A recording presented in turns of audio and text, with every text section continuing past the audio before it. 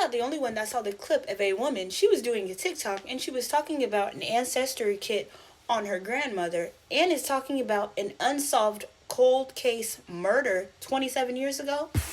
Welcome to Verified.T. My name is Tiffany and I'm here to give you all the tea. A woman, she was doing a get ready with me on here and she was talking about an ancestry kit and she was also talking about how it put her grandmother in prison. The grandmother, she gave birth to a baby at home, but the baby ended up dying. Instead of calling for help, she hid the baby in a campground. So I'll let y'all take a look at the clip. Get ready with me while I tell you about how an ancestry DNA kit is putting my grandma in prison. So in case you couldn't tell, I've never made a video like this before. I've already tried to record this a couple times and I keep stumbling over my words. This video might take a few minutes to get through because it is quite a long story and I don't want to split it up into separate fucking parts like everybody does. So just bear with me. So I'm going to start with a little bit of the backstory. So I've never met my grandmother. I didn't even know her name until I was like 14 or 15 years old. And for reasons that are not my business to tell, when my mother's ready to tell that story, then that's on her. But I've never met my grandmother. So just keep that in mind. The other little part of the backstory that I feel like people should know is that this case was very popular in the town that I grew up in because it was so fucked up. It was the Baby Garnet case, and I know a lot of people are curious. I know a lot of people have a lot of questions about what the fuck happened, especially in my hometown. So I'm here to start talking about it. Obviously I can't talk about everything, but I can tell you my story. Let's get into it. So go back about 2 years ago. I watched my best friend get an ancestry DNA kit for Christmas and I thought it was dope. I was like, I need one of those. I want to see all the cool shit that she's seeing right now, so I bought one. It's literally, you spit in a fucking tube, you swab your mouth, you send it in, and they give you your ancestry results. It's actually really fucking cool. And I had a blast doing it. Little did I know. So I sent it in, got my results back, everything was cool and fine. So then about a year later, I'm at work, and I get a phone call, and it's a fucking detective from the Michigan State Police out of St. Ignace. And I was like, excuse me. I was like, what the fuck did I do? So I start freaking out. I was like, okay, I'm either about to really go to jail or somebody is dead. So I start freaking out. And he was like, I just want to let you know that I reopened a cold case from like 25 years ago.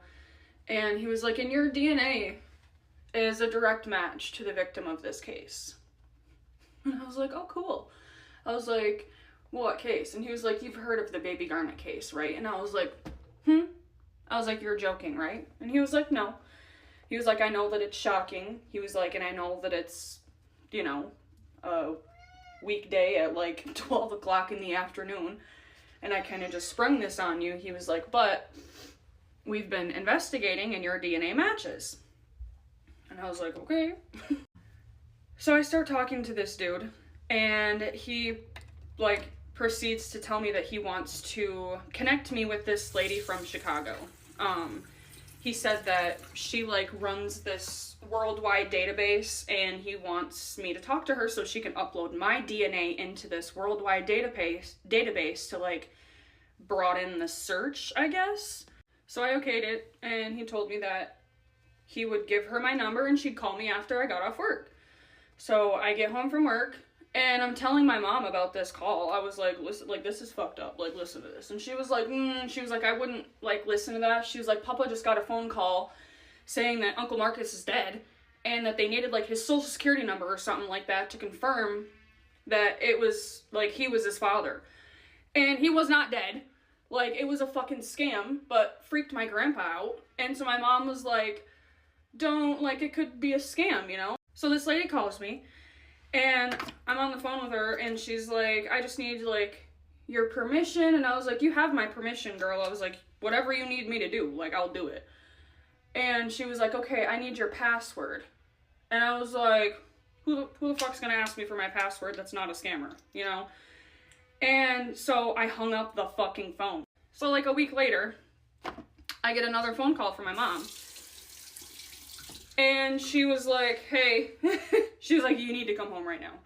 And I was like, I'm at work. I can't just leave. And she was like, yeah, you can. She was like, it's an emergency. Like, you need to come home right now. So I was like, all right, whatever. So thank God my manager was understanding. She ended up letting me leave. And it was just crazy. I ended up getting home, and one of my cousins were there. And she was like, you know that phone call you got? And I was like, how the fuck do you know about that? And she was like, because of there was state police at my door this morning. And I was like, okay. She was like, it's not a scam. Like, I've been in contact with them all morning. Like, you really do need to call that lady back. Because they need your DNA. Okay. So I called her back. We uploaded my DNA into this worldwide database. And it comes back as a distant relative. So they were like, are we able to speak with your mom? And I was like, actually, she's sitting right here. So they spoke with my mother. They asked for her permission to take her DNA. So they ended up meeting up with her the next day, taking her DNA, and ended up, obviously, running it through the same database that they ran mine through, and ended up finding out that it's not a distant relative to my mom, but a direct relative. And the only other people that it could have been was my mom's mother. They kind of started doing their own investigating and figured out that that's who it was. So we were mind blown. Mind you, I've never met this woman before. She is literally the person that they've been looking for 25 years. And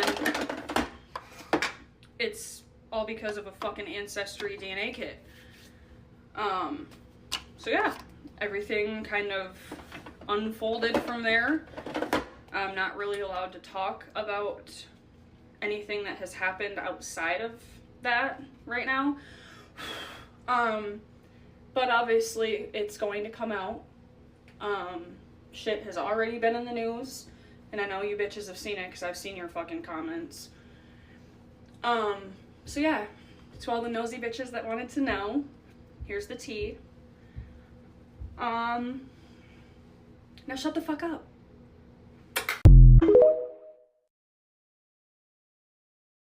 So, what are y'all thoughts on this story? I'm not the only one that saw the clip of Jay Leno. The side of his face is bruised up. Welcome to Verified.T. My name is Tiffany, and I'm here to give you all the tea.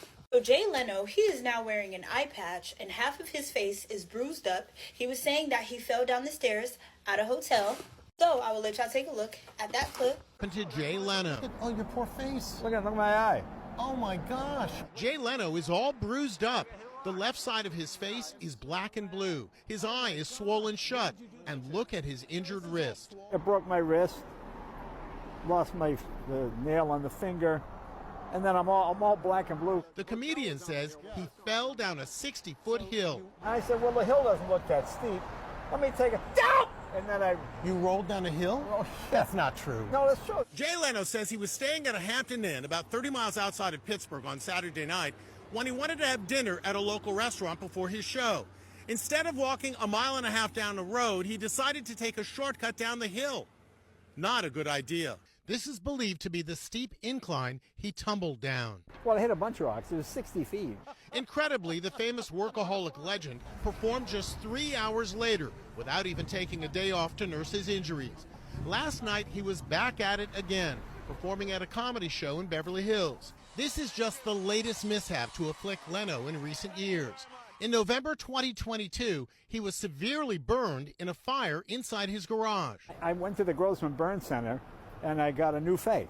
That's a brand new ear. Leno needed skin grafts, and there he is undergoing hyperbaric therapy at the world-renowned Grossman Burn Center in Los Angeles. Tomorrow night, he'll perform at Comedy for a Cause in Hermosa Beach to raise money for the Burn Foundation, his thank you for saving his life. Will you be able to see again? It'll be fine. I'm not worried about it. So, what are your thoughts on this story? Opportunist, because this has been a conversation since this is I feel like in the moment I felt like he was such a real friend. It's so hard even now like to really be like he never cared about me, like he only wanted like a game, right. like because I feel like in them moments, and I don't know, maybe I'm just like a soft, but it's just like in them moments, in the time that we spent together, it was like I felt like it was genuine. But then it's like times where it makes me think about certain times and certain things that was said, or like it's kind of like, damn, was this like a motive, or maybe it wasn't to fall out in the end, but were you like playing on me so you could get a game for yourself in the end? Which I feel like I'm the type of person, I truly believe that everybody is put on this earth to use each other, not misuse each other, but everybody has to use each other in some way, Yeah, for a and I purpose. feel like I always want anybody that's around me, if I can help, I'm down. Like, I'm game. Let me. Opportunist. Not the only one that saw the clip of Summer Walker. She was talking about how her label actually had to tell her to quit her 9 to 5. She did not want to quit because she wanted to make sure that she was financially secure.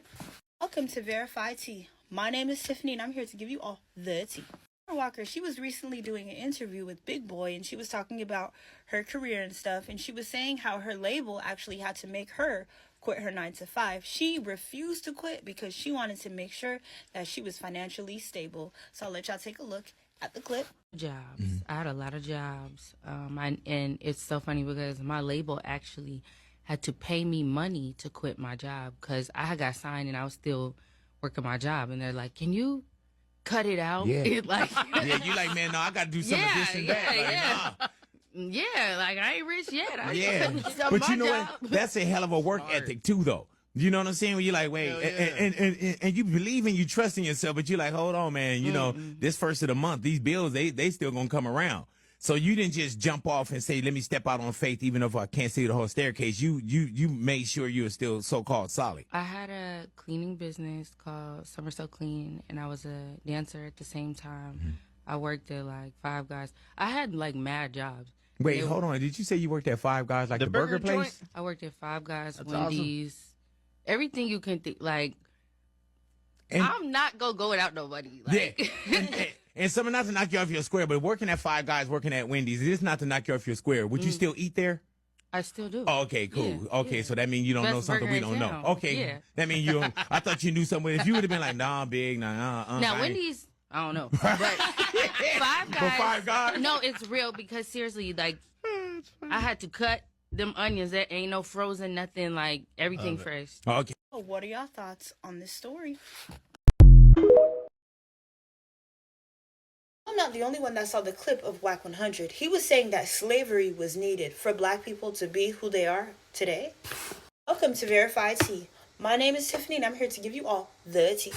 Whack 100, he is a rapper and he was recently on the No Jumper podcast. And he was saying that he would not erase slavery from history. I will let y'all take a look at that clip. I wouldn't erase slavery. Slavery was needed for the people to be who they are today. Without those people in Africa doing whatever they did with the slave trade and our people coming over here and the things that happened on the plantations, I believe that we were the race that was chosen to go through that because we probably was the only ones that can endure that. You understand what I'm saying? So by our people going through these things, it led to where we're at today. And I hate when people cry about what our people went through because they went through that for us to have the opportunity they have today. They probably in their grave like, what are you crying about? We went through that. We hung for these trees. We did everything that, we went through all of that for you guys to have the opportunity that you have today. You know what I'm saying? So it's like, I mean, a lot of it is like, it's kind of like, it's cruel and real dark, but we survived it as a people because we still stand today. So what are your thoughts on this story? I'm not the only one that saw the post of Scott Jackson's baby daddy, Yerky. He was on Facebook Live and he's saying that he's smoking on Cameron Boyce. Welcome to Verified.T. My name is Tiffany and I'm here to give you all the tea. Let's get into this sipping hot tea. So, Sky Jackson's baby daddy, as we all know now, is Yerky Yerky. And so he was recently on Facebook Live, and he was saying that he is smoking on Cameron Boyce. We all know Cameron. He was on Disney Channel with Sky Jackson when they were younger. Sadly, he passed away in 2019. But her man's, well, baby daddy, at this point, is saying that, you know, he's smoking on Cameron, which goes crazy. So I'll let y'all take a look at the clip. That nigga in his wood right here again. Stop comparing me to a dead nigga, though. The fuck? Is y'all cool? Like, what the fuck? Is y'all cool? Y'all keep on comparing me to a nigga that's dead. Put him in a ball. I'm a buy super taller nigga. I'm in love with ball. I just might go get it stylish. I'm in love with cloth. Grab a 30 inch, smack her ass, put her by a throat. Drop a couple branches, use your wrist, nigga, watch it float. I be somewhere. Hey, bro. So, what are y'all thoughts on this story? Not the only one that heard that. Janessa Jones, she is now missing after accepting a $500 party gig from men that she met at a club. Welcome to Verified.T. This is a very serious story. So there's a woman by the name of Janessa Jones, aka Sugar Dior. Is from Sacramento, California, and she has been missing since November 12th of 2024. Last seen leaving the club with two men after they offered her $500 to perform at a party. She got into their car and she has not been heard from ever since. So I will show y'all the flyer of her information, and if any of y'all have seen her, y'all can contact this number.